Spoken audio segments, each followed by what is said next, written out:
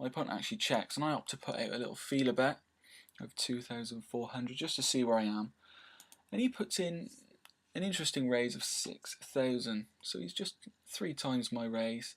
He may well have ace queen, king queen here, but you know, there's a good 15,000 in the pot here. I see no problem in calling the 4,000 here and trying to peel one on the turn. The turn comes a 3 of clubs. Now it puts a straight draw out there, and interestingly my opponent opts to check again. Now on that board I can't see him checking ace queen king queen, and if he flops something like a set, again with a draw heavy board, flushes, straights out there, I can't see him checking. He's going to be putting in strong bets there. So he decides to check. However, I decide to check behind, and the reason I do is because I believe I have the best hand here, and it's just to enforce pot control. If I bet out, he may well shove here, and it's going to put me to a very tough decision. So I decide to check behind, and it completes the flush on the river. But the way he's played this hand, I can't put him on a flush. I can't put him on ace queen, king queen, because he'd be betting the turn strong there. He'd be looking to take it down, especially with flush draws and straight draws out there. Interestingly, he decides to bet out 7,000, which may well look like a value bet, but I think we've narrowed his hand down here to pretty much nothing. He may have made a flush, but again, I don't think he'd play a flush draw the way he has, and I can't put ace queen, king queen in his range at all, and again he'd be betting out on the turn with a set.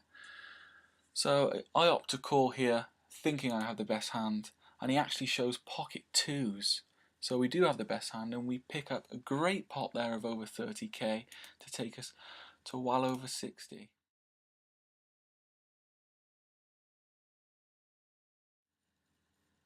Okay, so we're at the final table now. We were about average in chips, 50k. There's one guy on about 170 and a shorty on about 20, but we're about average. So we're in a good position here to try and utilise some of our skill and manoeuvre our chips to try and take down this tournament. Just run through a few of the key hands here at the final table to show you how I sort of progressed from the final 10 to taking down this tournament. But first, I just want to bring up the final table pay scale. As you can see, 10th place goes away with $560, but first goes away with over $9,000. That is absolutely crazy, and that's just the way tournament structures work. Now that's actually exploitable for very aggressive players. Get to the final table, some players just tighten up so much it's ridiculous. I was at a final table in a live event recently, and a guy who came to the table probably third in chips didn't play a hand. I didn't see him play one hand at all, and he just got blinded away.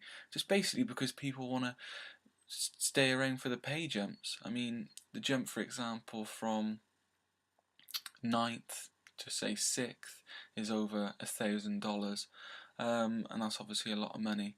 So people are just going to tighten up, and it's very, very exploitable, and I'll show you a few hands that sort of demonstrate that in a bit. Okay, so as you can see at this stage, we're down to final 9 players. I've chipped up to about 70. No real key hands to report, just picking up a few pots, and obviously the blinds. There's about 7k in the pot pre-flop. So ace king of spades in middle position, obviously a premium hand, so it's folded to us. We make it 12 to go.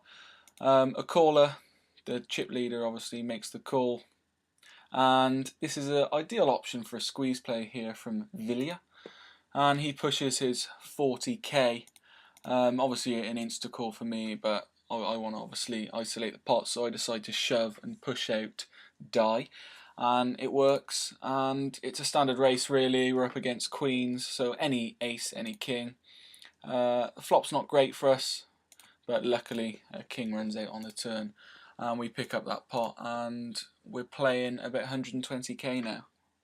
Okay, so still at the final 8, queen 9 in the small blind.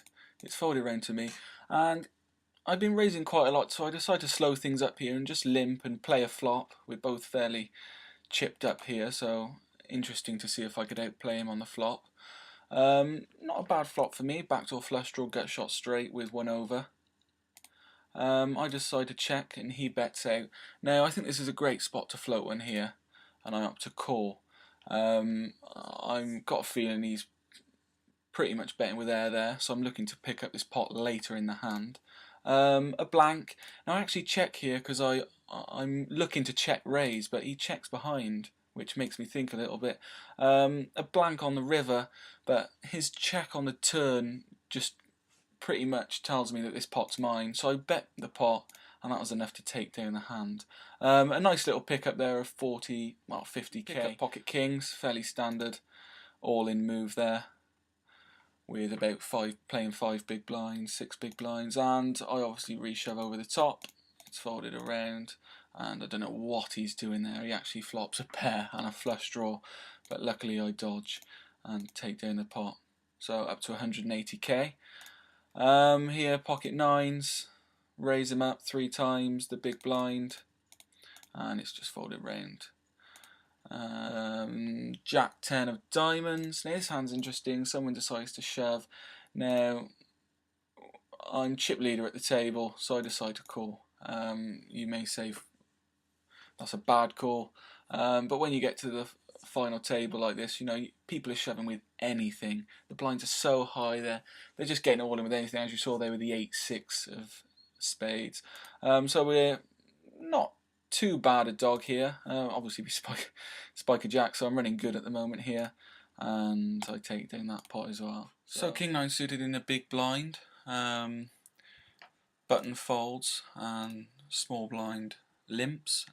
There could be argument for raising here, but I decide to play a flop, see if we can get some chips in the middle on the board, and I actually flop 2 pair. Small blind bets out. Now I don't think he's betting with air there. I think he's caught a bit of that board, but obviously with the flushes and straight draw possibilities there, I need to be putting in a strong raise here, and I raise it to 40. It's no point being creative, just a strong raise, and that leaves Knack one of 2 options here. He can either fold or he can shove all in. He can't call, so he decides to reshove all in. Doesn't take me long to call, and he actually shows king 8, and the board runs out dry, and I take down this pot, and we're now heads up. Okay, so we're heads up here. I think we've played about 20 hands heads up, so I've slowly chipped away at a stack. I pick up ace king. I've been raising most buttons, so I continue the trend here. So I raise it up, make it 24 to go, and he calls. Flop comes king high, and we decide, well, he checks, and we decide obviously to bet about half the pot. He calls, decides to check again. Again, I just follow through the strong play, and we bet about 2/3 the pot here, and he decides to move all in, and obviously we're going to call, and he shows a pair of kings with a weak kicker. I think heads up, you can't really get away from that, so I was just on the right end of a, if you can call it a cooler there. And obviously we take down the pot and take down that tournament. So that was, I think, a win of 9,450. A fantastic score, and it's nice to actually win a tournament. I hope you took something from the video. Obviously I can't show you every single hand because there was hundreds of hands, so I just took the key ones. Obviously we were on the right side of some coolers, like i.e. set over set, and that sort of helped take down the tournament and sort of accumulate chips. But I think also I won a lot of chips that I wasn't entitled to. I took down a lot of pots that maybe the average player wouldn't have, so that's also rewarding. So leave comments, subscribe. I'm sure I'll be making a few more videos in the future. All depends how this one's received, and I'll be posting up again soon.